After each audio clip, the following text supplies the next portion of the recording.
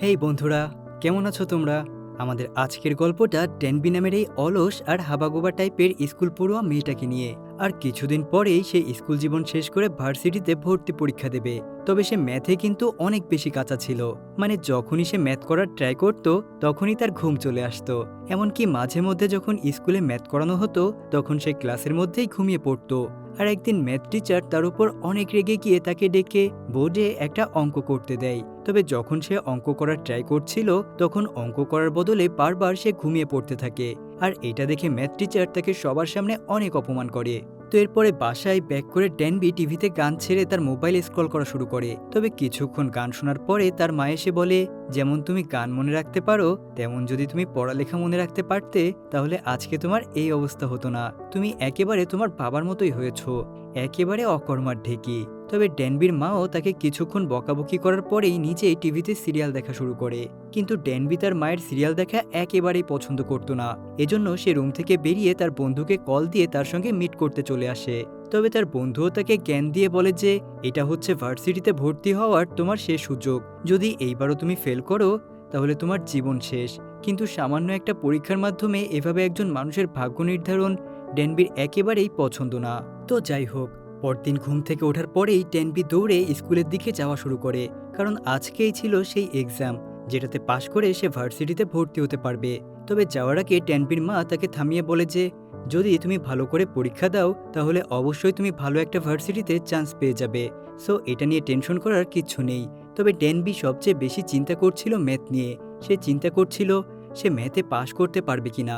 এজন্য সে বাস দিয়ে যাওয়ার সময় বই পড়ছিল। তবে বাস থেকে নামার সঙ্গে সঙ্গে বৃষ্টি শুরু হয়ে যায়। আর এদিকে তাড়াহুড়া করে নামতে গিয়ে সে বাসে তার ছাতাটাও ফেলে এসেছে। এজন্য বাধ্য হয়ে বৃষ্টিতে ভিজতে ভিজতে সে স্কুলের দিকে যাওয়া শুরু করে। অন্যদিকে এক্সাম ততক্ষণে শুরু হয়ে গিয়েছে, তাই ড্যানবিকে না দেখতে পেয়ে তার বান্ধবী তাকে ফোন করে। কিন্তু ড্যানবি তার ফোন রিসিভ করে না, বরং স্কুলের সামনের একটা পার্কের বেঞ্চে বসে সে ভাবতে থাকে সারা বছর সে কোনো পড়াশোনা করেনি, তাই সে কোনোভাবেই এবার এক্সামে পাশ করতে পারবে না। এজন্য সে ফেল করার ভয়ে সেখানে বসেই কাঁদতে থাকে। আর মনে মনে ভাবতে থাকে এই পৃথিবী থেকে অনেক দূরে কোথাও পালিয়ে যেতে পারলে হয়তো তার জন্য অনেক ভালো হতো। আর ঠিক তখনই তার নজর পড়ে একটা গর্তের উপরে, যেখানে বৃষ্টির পানি এসে জমা হয়েছিল। আর যখন সে ওই গর্তের কাছে দাঁড়িয়ে পানির মধ্যে ভালো করে তাকায় তখন সে পানির মধ্যে কিছু অদ্ভুত ড্রেস পরা লোকজনকে দেখতে পায়। সে আরও দেখে ওই পানির মধ্যে লোকগুলো বৃষ্টির জন্য দোয়া করছিল। তারা বলছিল যে বিগত 3 বছর ধরে তাদের গ্রামে বৃষ্টি হয় না, তাই প্রচণ্ড খরায় তারা এখন অনেক কষ্ট পাচ্ছে। এদিকে ড্যানবিও ভালো মন্দ কিছু না ভেবে সোজা ওই পানির মধ্যে লাফ দেয়। আর তখন সে সোজা সেই জায়গায় চলে আসে যেখানে সেই মানুষগুলো দোয়া করছিল। আর এই মানুষগুলোকে দেখার পরে ড্যানবি জিজ্ঞাসা করে যে তোমরা এখানে রাজা রানীর কোনো মুভির শুটিং করছো নাকি? তবে এগুলো দেখার পরে এখানে যে আসল রাজা আছে সে অনেক বেশি রেগে যায়। আর সে তাকে রেগে জিজ্ঞাসা করে যে তুমি এখানে কিভাবে এলে? তুমি কোনো ভূত প্রেত নাকি? তবে ড্যানবি বলে না, আমি কোনো ভূত প্রেত না, আমি একজন স্কুলে পড়া একজন সাধারণ স্টুডেন্ট। তবে যেহেতু ড্যানবি কয়েকশো বছর ভবিষ্যৎ থেকে পেছনে ব্যাক করেছে এজন্য এতদিনে ভাষা অনেকটা পরিবর্তন হয়ে গেছে। আর ড্যানবির বলার ধরন শুনে তাদের মনে হয় যে ড্যানবি হয়তোবা কোনো জাদুমন্ত্র বলছে। তাই এগুলো শোনার পরে এখানকার মানুষজন আরও বেশি ভয় পেয়ে যায়। এজন্য কিছু সোলজার গিয়ে ড্যানবিকে তলোয়ার দিয়ে ঘেরাও করে ফেলে। আর যখন ড্যানবি বুঝতে পারে এই তলোয়ারগুলো আসল তলোয়ার তখন সে গল্প বানানো শুরু করে, কারণ গল্প বানানোতে সে এক্সপার্ট ছিল। সে তাদেরকে বলে যে আমার এখানে আসার কারণ আমি বুঝতে পেরেছি, আমি এখানে এসেছি যাতে করে আমি বৃষ্টি নামিয়ে আনতে পারি। আর যখনই তারা বৃষ্টির কথা শুনতে পারে তখন তারা সবাই তার সামনে মাথা নত করে ফেলে। আর ড্যানবি তাদেরকে বলে যে আমি একটা মন্ত্র বলবো যেটা 50 বার চোখ বন্ধ করে বলতে হবে। আর যখন তারা ড্যানবির বলা উল্টাপাল্টা কথাগুলো 50 বার বলার পরে চোখ খোলে তখন তারা দেখতে পায় ড্যানবি গায়েব হয়ে গেছে। আসলে ড্যানবি এখান থেকে পালিয়ে এমন একটা জায়গায় চলে এসেছে যেখানে অনেকগুলো ধার্মিক কাপড় ঝোলানো ছিল। এজন্য ড্যানবি তার কাপড় চোপড় চেঞ্জ করে সাধারণ মানুষের সঙ্গে মিলে সোজা রাজ দরবারে চলে আসে। এখানে রাজা তাদের সবাইকে বুঝিয়ে বলে যে আমাদের উল্টাপাল্টা কোনো কিছুর উপরে বিশ্বাস করার দরকার নেই, আমরা শুধুমাত্র ম্যাথ এবং সায়েন্সের মাধ্যমেই বৃষ্টি নামিয়ে আনতে পারবো, কারণ এছাড়া আমাদের কাছে অন্য কোনো ওয়ে নেই। তবে তখন এখানে একটা প্রিস্ট রাজাকে বলে যে আসলে এই সমস্ত ব্যাপারগুলো ফালতু, এই সায়েন্স ম্যাথ এগুলো ফালতু জিনিস, এগুলোর মাধ্যমে কখনোই আমরা প্রকৃতিকে বুঝতে পারবো না। আসলে বৃষ্টি না হওয়ার একটাই কারণ, সেটা হচ্ছে গড রাজার উপরে একেবারেই খুশি না। এই জন্য রাজাকে রানীর সঙ্গে মিলে একটা স্পেশাল রীতি পালন করতে হবে। এখানে ড্যানবিও তাদের সঙ্গেই শুয়েছিল। তবে হঠাৎই সে বুঝতে পারে তার মোবাইলটা তার সঙ্গে নেই। এজন্য যখন সে মোবাইল খুঁজতে বাইরে আসে, তখনই রাজার স্পেশাল সোলজার সাইতো তাকে ধরে ফেলে আর তাকে ধরে সোজা রাজার কাছে নিয়ে আসে। তবে যতক্ষণে রাজা তার সঙ্গে মিট করতে আসে, তার আগে টেনবি চিন্তা করছিল যে যদি বৃষ্টি হয়ে যায় তাহলে সে আবারও তার বাসায় ব্যাক করতে পারবে। তবে তখন তার মনে পড়ে 3 বছর ধরে তো এখানে বৃষ্টি হয় না। আর রাজা এখানে আসার পরে বলে যে এই মেয়েটা আমাদেরকে ধোঁকা দেওয়ার চেষ্টা করেছে, তার বেঁচে থাকার কোনো অধিকার নেই। এটা বলেই যখনই সে তাকে মারার ট্রাই করে, তখনই টেনবি তার কাছে রিকোয়েস্ট করে বলে যে প্লিজ আমাকে মাফ করে দাও, আমি তোমাদের সাথে এমনটা করতে চাইনি। আমি আসলে ছোট্ট একটা বাচ্চা, আমি ভুল করে ভবিষ্যৎ থেকে অতীতে চলে এসেছি, আর আমি নিজেও বলতে পারবো না আমি কিভাবে চলে আসলাম। আসলে ড্যানবি যখন দেখতে পারে তার মৃত্যু তার সামনে দাঁড়িয়ে আছে, তখন সে কি বলবে নিজেও বুঝতে পারছিল না। এখন ড্যানবি যে ফিউচার থেকে এসেছে, এই জিনিসটা রাজাকে বিশ্বাস করানোর জন্য সে হিস্ট্রি সম্পর্কে নানান কিছু বলা শুরু করে। তবে রাজা তার কোনো কথাই পাত্তাই দেয় না। এজন্য ড্যানবি রাজাকে বলে দেয় যে আসলে আমি ম্যাথে অনেক ভালো। আর এটা শোনার পরে রাজা তলোয়ার নিচে নামিয়ে ফেলে, আর সে তাকে বলে প্রমাণ করে দেখাও। এরপর রাজা ট্যানবিকে একটা ম্যাথ করার জন্য দেয়। আর যখন ট্যানবি ম্যাথটা করে, তখন তার হ্যান্ডরাইটিং তো অনেক ফালতু ছিল। তবে ডায়াগ্রাম দেখে রাজা বুঝতে পারে এটা সঠিক অ্যান্সার। এটা দেখার পরে রাজা পুরাপুরি শকড হয়ে যায়। সে বলে যে আমাদের এখানে সবচেয়ে বড় যে ম্যাথমেটিশিয়ান আছে, সেও এই অঙ্ক করতে 2 থেকে 3 দিন সময় নেয়, আর তুমি মাত্র 1 মিনিটের মধ্যেই এটা করে দিয়েছো। এই জন্য এরপর থেকে সবাই ড্যানবিকে এমনভাবে দেখা শুরু করে যেন ড্যানবি কোনো জিনিয়াস। তবে আসলে সে যেই টাইমলাইন থেকে এখানে এসেছে, সেখানে সে ছিল সবচেয়ে বড় গাধা। আর এর সবচেয়ে বড় কারণ হচ্ছে বর্তমানে ড্যানবি যেখানে আছে, সেখানের মানুষজন ক্লাস 2 এর ম্যাথ পর্যন্ত ঠিকভাবে সলভ করতে পারে না। এরপর রাজা ড্যানবিকে একটা অফার দেয়। সে বলে তুমি আমার দেশের মানুষজনকে ম্যাথ শেখাবে, আর এর বদলে তোমার দুনিয়াতে কিভাবে তোমাকে পাঠাতে হয় সেই ব্যাপারটা আমি দেখব। তো এখন যেহেতু ড্যানবির কাছে আর কোনো অপশন ছিল না, এই জন্য তাকে বাধ্য হয়ে রাজি হতে হয়। আর তার প্রথম স্টুডেন্ট ছিল রাজা নিজেই। আর যখন ড্যানবি জানতে পারে রাজা কাউন্টিং পর্যন্ত পারে না, তখন সে পুরোপুরি শকড হয়ে যায়। তবে রাজা তাকে এটাও বলে দেয় যে তোমাকে এখন থেকে ছেলে হয়ে থাকতে হবে, কারণ তুমি যেখান থেকেই আসো না কেন, বর্তমানে আমাদের দুনিয়াতে কোনো মেয়ে মানুষ টিচার হয় না। তো এখন যেহেতু রাজা কিচ্ছু পারে না, এজন্য ড্যানবি তাকে একেবারে বেসিক থেকে শেখাতে শুরু করে, যেমন প্রথমে কাউন্টিং, তারপরে প্লাস মাইনাস ইত্যাদি। তবে খুব শীঘ্রই রাজার একটা অঙ্কের পরীক্ষা হবে। আসলে রাজা পাশের একটা দেশের লোকের সাথে বাজি লেগেছিল, আর এই বাজির পরীক্ষায় কিছুদিন পর হবে। তবে রাজা ড্যানবিকে থ্রেট করেও বলে যে যদি আমি এখানে ফেল করি তাহলে শাস্তি কিন্তু তুমি পাবে। এজন্য ড্যানবি বেশ ভয় পেয়ে রাজাকে খুবই মনোযোগ দিয়ে পড়াশোনা শেখাতে শুরু করে। আর সাইতো পেছন থেকে ব্যাকগ্রাউন্ড মিউজিক দেওয়া শুরু করে, যাতে করে রাজার পড়ালেখার মনোযোগ একটু বৃদ্ধি পায়। তবে এরপর যখন ড্যানবি দেখতে পারে রাজার ম্যাথ শিখতে অনেক সময় লাগছে, তখন সে রাজার মাথায় একটা থাপ্পড় দিয়ে দেয়। তবে এটা দেখার পরে সাইতো তার গলায় তলোয়ার ধরে, কারণ রাজাকে অনুমতি ছাড়া টাচ করা পর্যন্ত নিষেধ, আর সে তো তাকে একটা থাপ্পড় দিয়ে দিয়েছে। তবে তখন রাজা তাদেরকে শান্ত করে দেয়। তবে যখন সে দেখতে পারে রানী এখানে আসছে, তখন সে ম্যাথের সমস্ত পেপারগুলো লুকিয়ে ফেলে, আর সে এমন একটা ভাব নেয় যেন সে মিউজিক শিখছে। তো এরপরে যখন একদিন রাজা খাবার খাচ্ছিল, তখন সে নোটিস করে ড্যানবি তার দিকেই তাকিয়ে আছে। এজন্য সে তাকেও খাবার অফার করে। তবে এই খাবার ড্যানবির একেবারেই পছন্দ হয় না, কিন্তু রাজা বলে খাবার তো ভালোই আছে, এখানে সমস্যাটা কোথায়। এজন্য ড্যানবি তাকে নিয়ে কিচেনে চলে আসে। আসলে তার কাছে ইনস্ট্যান্ট নুডলসের একটা প্যাকেট ছিল, আর যখন এই নুডলসটা রেডি করে সে রাজাকে খেতে দেয়, তখন রাজার কাছে একটু মশলা বেশি বলে মনে হলেও তার কাছে খাবারটা অনেক ভালো লাগে। যদিও ড্যানবি তাকে বলে মশলা বেশি মনে হলে পানি খেয়ে নিও। তবে রাজা পানি না খেয়েই সব নুডলস শেষ করে দেয়। তো এরপরে পরদিন সকালে সবাই রাজার ঘরের দিকে দৌড়ে যাওয়া শুরু করে, কারণ রাজা চিৎকার চেঁচামেচি করছিল। আর যখন ড্যানবি গিয়ে চেক করার ট্রাই করে, তখন সে দেখতে পারে রাজার কপালে একটা স্টিকার লাগিয়ে দেওয়া হয়েছে, যাতে করে তার উপরে যে কালো জাদু করা হয়েছে সেটা দূর হয়ে যায়।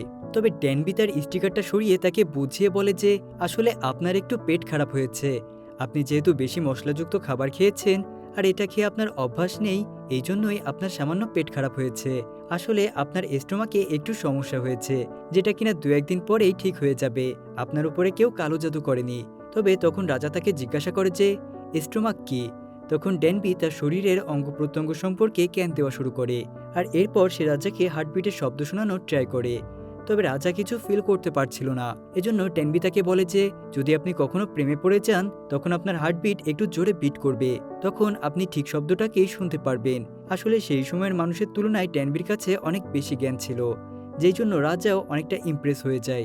আর সে তাকে বলে যে এখন থেকে তুমি আমাদের সমস্ত স্কলারদেরকে পড়াবে। তো এরপর রাজা ট্যানবিকে একটা কমলা খাওয়ার জন্য দেয়। এজন্য ট্যানবি তাকে ধন্যবাদ দিয়ে কমলাটা খেয়ে ফেলে। তবে এটা দেখার পরে রাজা পুরোপুরি শকড হয়ে যায়। সে তাকে বলে যে, তুমি জানো এই ফলটার দাম কত? তোমার এটাকে 3 দিনে খাওয়া উচিত ছিল। তবে তখন ট্যানবি বলে যে, এত ড্রামা করার কি আছে, এটা তো একটা কমলাই ছিল। এরপর রাতের বেলায় তারা দুজন বল নিয়ে খেলা শুরু করে। আর অনেক বছর পরে রাজা এত দৌড়ঝাঁপ করছিল যে জন্য তারা দুজন রাতটাকে অনেক বেশি এনজয় করে। আর তারা একে অন্যের অনেক বেশি ক্লোজও হয়ে যায়। এমনকি এগুলো দেখার পরে রানী পর্যন্ত ট্যানবিকে নিয়ে জেলাস ফিল করছিল। এজন্য যখন রাজা গিয়ে রানীকে বোঝানোর ট্রাই করছিল, তখনই খুবই ক্লান্ত হয়ে ট্যানবি তাদের সামনে চলে আসে। তার হাত থেকে বলটা পর্যন্ত পড়ে যায়, আর সেও অতিরিক্ত ঘুমের প্রেসারে কাত হয়ে পড়ে যায়। এটা দেখার পরে রাজা দৌড়ে তাকে সাহায্য করতে যায়। আর যখন ট্যানবির ঘুম ভাঙে, তখন সে লাফ দিয়ে উঠে রাজাকে সরি বলা শুরু করে। তবে রাজা তাকে বলে, শান্ত হও, এমন কিচ্ছু হয়নি, সমস্ত ব্যাপারগুলা ভুলে যাও। এরপর তারা দুইজন রাস্তায় হাঁটতে বেরিয়ে পড়ে। রাজা তাকে বলে যে, যদি তুমি তোমার মিশনে সফল হও, তাহলে আমি রাজদরবারে তোমাকে উঁচু একটা পদ দিব, এমনকি গিফট হিসেবে একটা ঘোড়াও দিব। তবে ট্যানবি তাকে বলে, আমার কিচ্ছু দরকার নেই, যখন প্রথম বৃষ্টি হবে তখন আমি আমার বাসায় ব্যাক করব। তবে রাজা বলে, আচ্ছা ঠিক আছে, তুমি বাসায় ব্যাক করো, তবে ততদিন আমাকে রাজা মনে করার দরকার নেই, কারণ আমরা দুজনই সমান। তবে পরদিনই ট্যানবির সাথে অ্যাক্সিডেন্ট হয়ে যায়। আসলে ট্যানবিকে রাজার সাথে ফাজলামো করার জন্য অ্যারেস্ট করে ফেলা হয়, আর তাকে তারা ধরে টর্চার করা শুরু করে। তারা মনে করছিল সে একটা ছেলে। তবে তখন রাজাই সে তাদেরকে শান্ত করে, আর সে বলে যে, এই ছেলের মধ্যে তোমাদের চেয়ে বেশি বুদ্ধি আছে, তোমাদের সবাইকে মেলালে যতটুকু বুদ্ধি হবে তার চেয়ে বেশি বুদ্ধি তার মাথায় আছে। এখানে একটা বৃদ্ধ বলে যে, যদি এমনটা হয় তাহলে আমি নিচে তার টেস্ট নেব। এরপর সে তাকে বলে যে, দেখো, তোমার কাছে 2 সপ্তাহ সময় আছে, যদি এর মধ্যে তুমি বৃষ্টি নামাতে না পারো তাহলে তোমাকে মেরে ফেলা হবে। যদিও ট্যানবি বুঝতে পারছিল না সে কিভাবে কি করবে, তবে সে হাল ছাড়তে চাইছিল না। সে নানান উপায়ে নানান রকম করে হিসাব নিকাশ করা শুরু করে।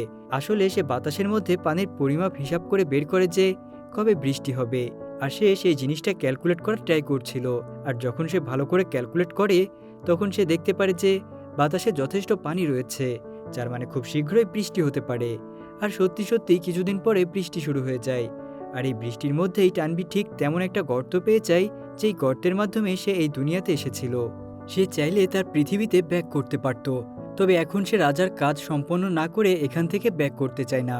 সে বৃষ্টির পানি কিভাবে স্টোর করতে হয় এবং সেগুলোকে রিইউজ করতে হয় সেগুলোর জন্য একটা যন্ত্র বানিয়েছিল।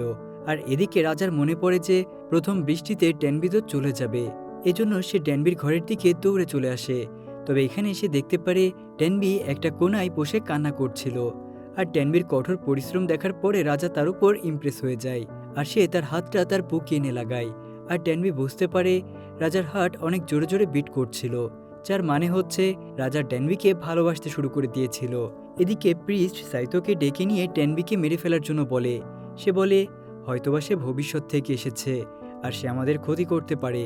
তবে সাইতো ট্যানবি ও রাজার কাছে সে রাজাকে সমস্ত ব্যাপারগুলা বলে দেয়। সে বলে, মহলে এমন মানুষজন আছে যারা ট্যানবিকে মারতে চায়, আর এই জন্য রাজা ট্যানবিকে সাইতোর সঙ্গে জঙ্গলে পাঠিয়ে দেয়, যাতে করে হামলাকারীরা তার উপরে আক্রমণ করতে না পারে। এদিকে প্রিস্ট রাজাকে এসে বোঝানো শুরু করে যে, সেই ছেলে তোমাকে যা কিছু শিখিয়েছে সেগুলো ভুলে যাও, আমাদের উচিত আমাদের রীতিনীতি ফলো করা। তবে রাজা প্রিস্টের কথা একেবারেই শোনে না। সে ঘোড়া নিয়ে বেরিয়ে পড়ে ট্যানবিকে খুঁজে বের করার জন্য। অন্যদিকে জঙ্গলে অন্য কিছু আক্রমণকারী ট্যানবি এবং সাইতোকে খুঁজে বের করে ফেলে, আর তারা তাদেরকে মারার জন্য সামনের দিকে আগানো শুরু করে। তবে সাইতো ঘোড়াতে করে ট্যানবিকে ভাগিয়ে দিয়ে সে নিজে রয়ে যায় তাদেরকে ফেস করার জন্য। আর ট্যানবি এই ঘোড়া নিয়ে পালাতে পালাতে এমন একটা জায়গায় চলে আসে যেখান থেকে সে কোন দিকে যাবে সে নিজেও বুঝতে পারছিল না।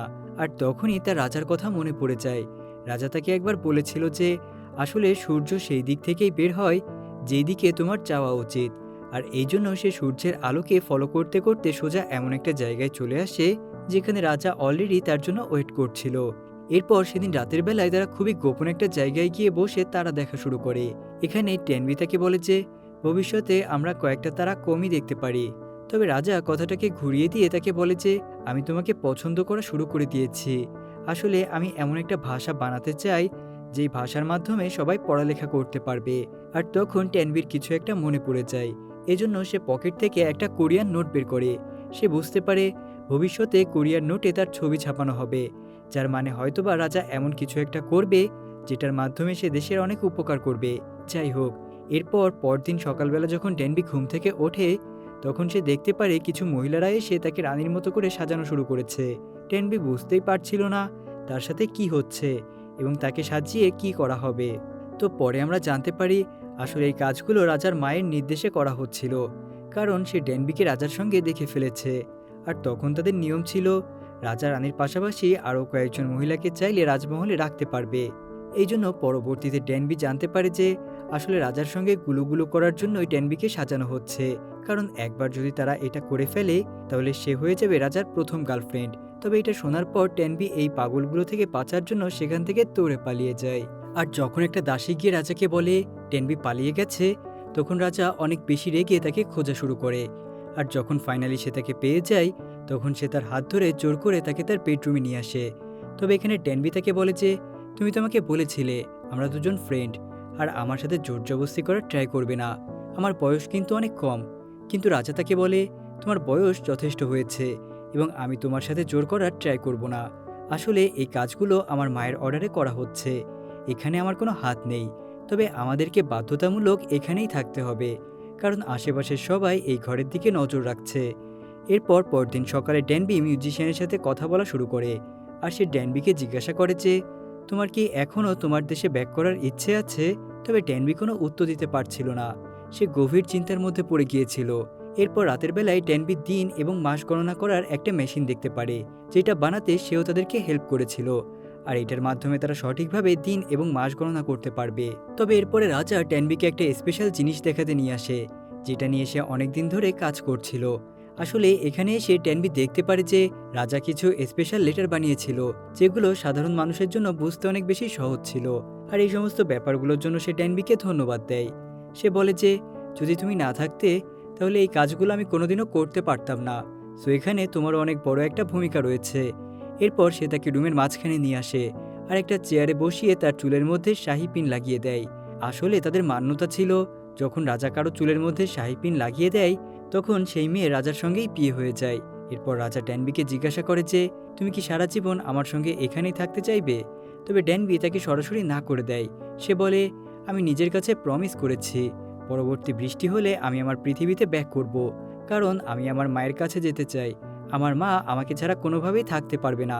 না জানি সে কত চিন্তার মধ্যে ডুবে আছে, আমি জানি না সে কিভাবে আমাকে ছাড়া বাঁচবে। এজন্য রাজা বলে আচ্ছা ঠিক আছে, তুমি একবার তোমার পৃথিবীতে যাও আর সেখান থেকে ঘুরে আবারও ব্যাক করো। এরপর আমরা এই দুনিয়াতে সারা জীবনের জন্য বাস করব। তবে ড্যানবি তাকে আবারও না করে দেয়। সে বলে আমি চাইলেও এখানে আসতে পারবো না, আমাকে আমার দুনিয়াতেই থাকতে হবে, আমার মায়ের সঙ্গে থাকতে হবে। তখন রাজা অনেক বেশি রেগে তাকে বলে যে হ্যাঁ, তোমার সেখানেই চলে যাওয়া উচিত, কারণ এখানে মানুষ অশিক্ষিত, কেউ পড়ালেখা জানে না, কেউ মেধাবী না। তাছাড়া এখানে রোগ জীবাণু অনেক সহজে ছড়িয়ে যায়, তোমার তো তোমার দুনিয়াতে গিয়েই থাকা উচিত। এটা বলে রাজা খুবই মন খারাপ করে সেখান থেকে পেরিয়ে চলে যায়। আর যখন ড্যানবি রাজাকে এই অবস্থায় দেখতে পায়, তখন তার নিজের মনটাও খারাপ হয়ে যায়। তবে তখনই পেছন থেকে ড্যানবির মাথায় কেউ আক্রমণ করে আর এই পুরো রুমটার মধ্যে আগুন ধরিয়ে দেয়। আর যখন রাজা বুঝতে পারে এখানে কোনো একটা সমস্যা হয়েছে, তখন সে দৌড়ে গিয়ে নিজের জীবন বাঁচিয়ে রেখে ড্যানবিকে সেভ করে।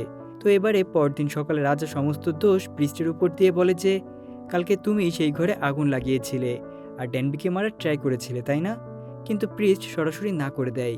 সে বলে আমি এমন কিছুই করিনি। কিন্তু যখন রাজা তার হাত চেক করে, তখন সে দেখতে পারে তার হাতে কালির দাগ এখনও লেগে আছে। এজন্য রাজা তাকে বলে যে তুমি তো অপরাধও ঠিকভাবে করতে পারো না, তাহলে অপরাধ করতে গেলে কেন? এরপর সে ড্যানবিকে ডেকে জিজ্ঞাসা করে তুমি কি এই লোকটার ভয়েস শুনতে পেয়েছিলে? তখন ড্যানবি হ্যাঁ বলে। আসলে ড্যানবির ব্যাগের মধ্যে একটা বই ছিল, যে বইটা ড্যানবিকে বাঁচিয়ে দিয়েছিল। এজন্য রাজা প্রচণ্ড রেগে প্রিস্টকে জিজ্ঞাসা করে যে তুমি খুব ভালো করেই জানতে এগুলো আমার জন্য কত গুরুত্বপূর্ণ, তাহলে তুমি এমনটা কেন করতে গেলে? তখন প্রিস্ট হাঁটু গেড়ে বসে তাকে বলে যে যদি নতুন ভাষা বানানো হয় এবং সেগুলো মানুষের মধ্যে ছড়িয়ে পড়ে, তাহলে মানুষজন পড়ালেখা করে শিক্ষিত হয়ে যাবে এবং লজিক লাগাতে শুরু করবে। আর যদি একবার এমনটা হয়ে যায়, তাহলে তারা আপনার জন্য ডিফিকাল্টিস তৈরি করবে, আপনার রাজত্ব করা কঠিন হয়ে যাবে। আসলে আমার মৃত্যুর কোনো ভয় নেই, আমি রাজসিংহাসনের জন্য নিজের জীবন দিয়ে দিতে পারি, কিন্তু আমি শুধুমাত্র এই কাজগুলো আপনার জন্য করেছিলাম। কিন্তু তখন রাজা তাকে বুঝিয়ে বলে যে যতই তুমি আমাকে ভূগোল বোঝাও না কেন, আমি তো আমার রাজ্যের মানুষজনকে পড়ালেখা শেখাবই। আর এই পড়ালেখার মাধ্যমে ভবিষ্যতের যেই দুনিয়া হবে সেই দুনিয়াকে ভয় পাওয়ার কি আছে? আমরা যে দুনিয়াতে থাকবোই না সেই দুনিয়াকে আমরা কেনই বা ভয় পাবো? তবে এগুলো শোনার পরে পৃষ্ঠ মাথা নত করে রাজাকে বলে যে, আপনি আমাকে যেই শাস্তি দিবেন আমি সেই শাস্তিই মাথা পেতে নিব। তবে এর কিছুক্ষণ পরে আকাশ মেঘলা হয়ে যায় আর হালকা হালকা বৃষ্টি হওয়া শুরু করে। এজন্য ট্যানবি মহলের সবাইকে গুড বাই বলে সেখান থেকে যাওয়ার জন্য রেডি হয়ে যায়। তবে তখন রাজা তাকে বলে যে, আমি কি তোমার সঙ্গে একটু দূর যেতে পারি? তখন ট্যানবি বলে, অবশ্যই। এজন্য রাজা তাকে ঘোড়া দিয়ে একটা ঝিলের পাড়ে নিয়ে আসে। আসলে ট্যানবি এই ঝিলের মাধ্যমেই তার দুনিয়াতে ব্যাক করতে পারবে। আর যখন সে ঝিলের মধ্যে লাফ দেয় তখন আস্তে আস্তে সে নিচের দিকে যাওয়া শুরু করে আর খুব শীঘ্রই সে তার দুনিয়াতে ব্যাক করে। সে বাইরে এসে দেখতে পারে যে মাত্র কয়েক সেকেন্ডই পার হয়েছে। এখনও সে চাইলে পরীক্ষা দিতে পারবে, কারণ পরীক্ষা মাত্রই শুরু হয়েছে। এজন্য সে দৌড়ে স্কুলের দিকে চলে আসে। আর যখন সে ক্লাসরুমে আসে তখন সে দেখতে পারে টিচার তার জন্য ওয়েট করছিল, কারণ পরীক্ষা মাত্রই শুরু হয়েছে। এজন্য সে পেপার নিয়ে পরীক্ষা দেওয়া শুরু করে। এরপর যখন ড্যানবি তার বাসায় ব্যাক করে তখন সে তার মাকে দেখার পরে তাকে শক্ত করে জড়িয়ে ধরে। আসলে ড্যানবি এখন পুরোপুরি চেঞ্জ হয়ে গিয়েছিল। এমন করে কয়েক মাস পার হয়ে যায়। একদিন যখন ড্যানবি বাস থেকে নিচে নামে তখন সে দেখতে পারে বৃষ্টি হচ্ছিল। তবে তখনই একটা ছেলে তার মাথায় এসে ছাতা ধরে। আসলে ড্যানবি নোটিস করে এই ছেলেটাকে দেখতে পুরো রাজার মতো লাগছিল। আর এই ছেলে তাকে বলে যে, তুমি ভুল করে ছাতা বাসের মধ্যে ফেলে এসেছো, আর এমনটা করলে তো তুমি ভিজে যাবে। যদিও ড্যানবি তাকে দেখার পরে পুরোপুরি শকড হয়ে যায়, কিন্তু তারপরে নিজেকে সামলে নিয়ে নিজের মনের ভেতর সে একটা অদ্ভুত ধরনের শান্তি অনুভব করে। আর ঠিক এমন একটা টুইস্টের মধ্য দিয়ে আমাদের আজকের গল্পটা এখানেই শেষ হয়ে যায়। তো বন্ধুরা, আমাদের আজকের গল্পটা তোমাদের কাছে কেমন লাগলো অবশ্যই কমেন্ট করে আমাকে জানাবে কিন্তু।